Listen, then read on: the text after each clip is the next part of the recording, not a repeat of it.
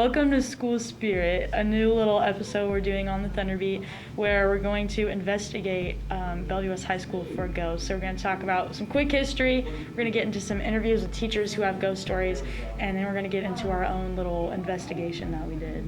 So quick history, the school was built in 1975 and it was to handle overcrowding at Bellevue East, which was formerly known as Bellevue High. Yeah, so there are a few teachers here. Actually, there's a lot, and janitors who have stories about paranormal experiences they've had here. So we interviewed Mr. Tracy and one of the night janitors named Brett, so we will get into those.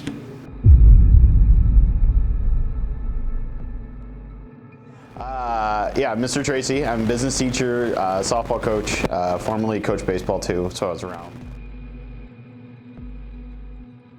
It was probably September or October, I want to say. It was after softball season, I remember, and we had a couple softball players that were in there, and so I had said hi to them, and we came down, and he was in my room, and we were kind of just down there doing stuff, and I don't even remember what I was working on, but the whole time I had my door to my classroom open. We could hear people talking, doors were shutting. I mean, it was like there was tons of people down there working. Like, I mean, this has gone on for half hour, 45 minutes. And I finished up whatever it was that I was going to do. We go to leave, walk out, all lights are off, doors are all closed up, everything. So I sent a message to a couple of softball girls. I was like, geez, why don't you guys come say bye, when you guys were going to leave? Tanner wanted to say bye to you guys. And they said back, they were like, well, we left right after you said hi to us. And so we were here for, probably a good half hour, 40 minutes, and could hear people talking, people laughing, doors shutting. I'm Mr. Setout. I'm a night custodian here at Bellevue West. Well, I work on Saturdays here alone, and on Saturdays we do a lot of maintenance of the building, looking around for stuff. And I think it was 3 months ago, I was only 2 months in, I was here on a Saturday. I was walking down the hallway between 318 and 348, and there were 6 loud booms, sound like something was running on the roof. You'd think it was an animal, but it sounded heavier than an animal, probably, like what would sound like a human. I was like, what was that? It stops. Now this has occurred about 3 separate times, but on this particular day I headed downstairs, came back around the north gym, and I was coming through the link. First door closes, head down through the link, head to the north door, open it, it closes. The minute it closes, probably 1,000, 2,000, there's a loud boom. Loud enough to scare me, makes my hair stand up on my side, because I know nobody's in the building. I've been around the building, I know nobody's here. So I turn and I look at the north gym, completely dark, only the normal lights that are on. So I use my key, I open the door, I look around, nothing. Walk across the gym and open that door. Don't seem to see anybody in eyesight. So I'll turn around, go to walk, and there's another boom. That's when I get on the elevator, head upstairs, and try to forget that ever happened. The second one is the reason my oldest son Tanner, who's 8 now, will not come here when it's dark out now, because he came up here. It was pretty late in the evenings. I want to say it was like 7:30, 8 o'clock, but it was dark. It was middle of winter. And he was up at my whiteboard, kind of just drawing, doing stuff. And I was sitting at my desk and I was doing things. And I was kind of wrapping up what we were doing. Knew we were the only people here. There wasn't really anybody here. And I don't know how to best describe the sound that we heard, but it was like, have you ever heard like a furnace or something kick on? It was like that, but much, much louder, and I've never heard it ever again or anything, and it scared him, like it startled him so bad that he like dropped his marker, and he turned around and he's like, Dad, can we go home now? And he still now, like if it's dark and there's nobody else here, he'll stay in the car if he won't come in here after that. And I want to say Mr. Lemons, but I don't think it was Mr. Lemons.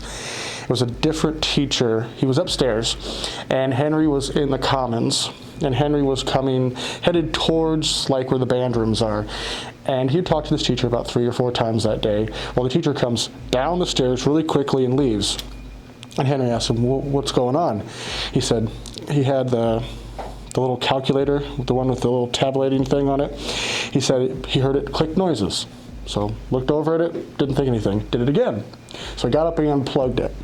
So then it made another noise, and he said, that was it. Turn out the lights, I'm leaving. That's too creepy. So 3 separate times it made noises, and the guy vacated, and Henry said that's all he heard about that. And then the last one, the one that really, like, it still kind of gives me the, like, eerie feeling now is, so my first year teaching, right at the very beginning of the school year, our twins were born. So I had brand new twins, they were newborns. Every now and then one would get sick, and it was probably December. I remember it was really, really cold out.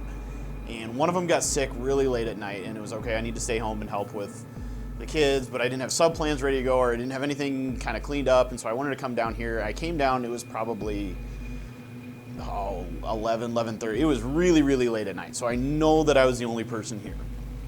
And I parked in the front loop, and I went in the doors by the north gym. I came in, and this was when we had the codes on the door still, or key, I can't remember, however I got in, but as I got through the double doors that get to that area, it was like super, super cold. Like, it was almost like stepping outside. And I remember thinking, like, this is, like, that's odd. Like, it just was one of those things that was kind of weird. And as I got to the, like, top of the stairs there to go out those doors, the door to come in the north gym was propped open. Like, had a chair in it and was left open. I was out. I took off. I was like, I didn't want to check and see who was around. I took the chair out of the door. I put it back. I was gone. Again, the north gym. He believes that when he was walking, lights off, same situation I had, something said, wait. Clear as day. And that was it. We decided that we would investigate on our own. So one night after a basketball game, me, Addie, Alyssa, and Mr. Stubbe's daughter, Addie, decided we would do our own little investigation. We had some ghost tools thanks to our friend CJ. Shout out CJ. And how did that go, Addie?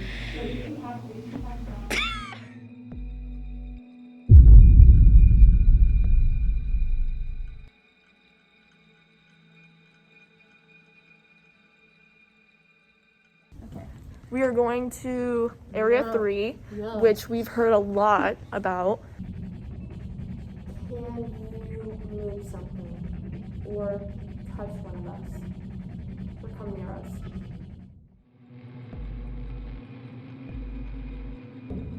Hey, guys! There are handprints up there. Oh my god! Oh my god! Oh my god! There are handprints up there. It looks like someone literally just crawled.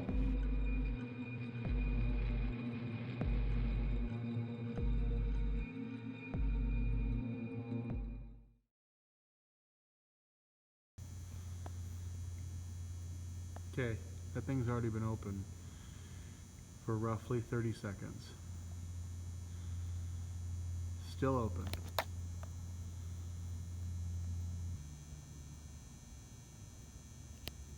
And that's a minute right there. Alright, I'm in the elevator by myself.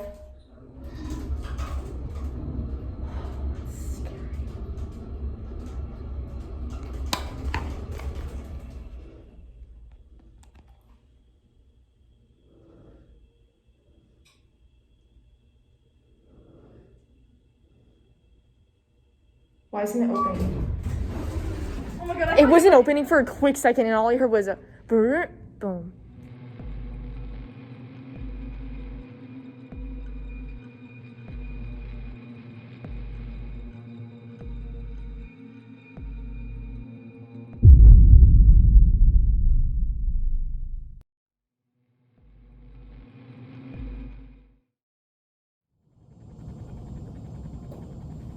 What was that? What was that?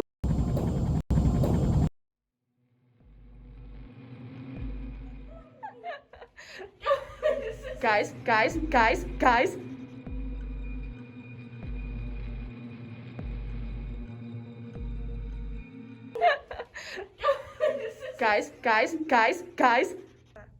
If there's nothing. Right, there's nothing under the stage, Dad. Years ago. Are you in this room?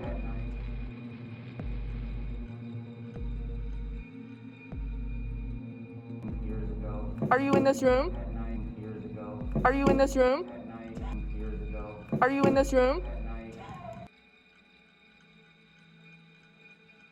What's the right word to? We didn't find anything substantial. So, the answer to the question, is Bellevue West haunted? Maybe.